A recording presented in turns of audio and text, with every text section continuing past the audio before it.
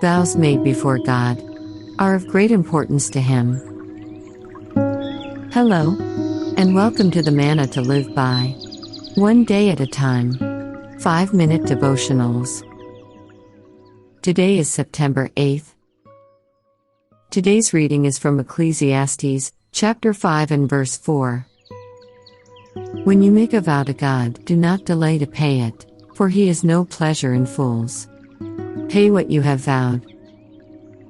We have all heard of the man who, when he finds himself in a tight spot, makes a vow to God.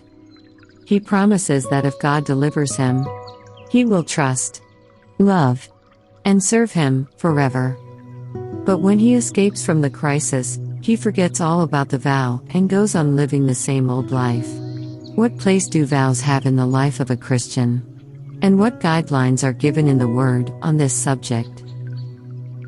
First of all, it is not necessary to make vows.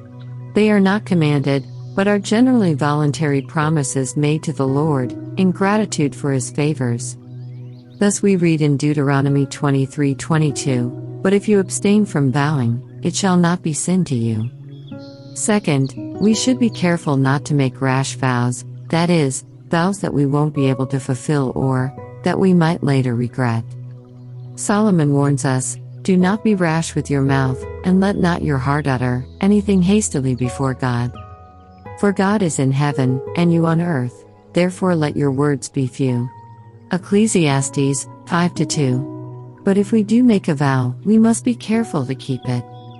If a man makes a vow to the Lord, or swears an oath to bind himself by some agreement, he shall not break his word, he shall do according to all that proceeds out of his mouth. Numbers 30:2. When you make a vow to the Lord your God, you shall not delay to pay it. For the Lord your God will surely require it of you, and it would be sin to you.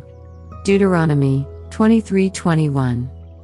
It is better not to vow than to vow and not pay. Better not to vow than to vow and not pay. Ecclesiastes 5:5.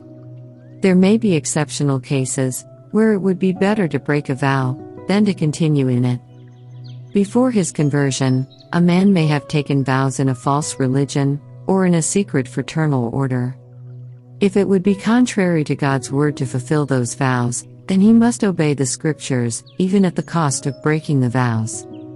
If they were simply vows not to divulge certain secrets, then he could remain silent concerning them the rest of his life, even after severing his ties with the order. Perhaps, the vow that is most commonly broken today is the marriage vow. Solemn promises made in the presence of God are treated as of no great importance. But God's verdict stands.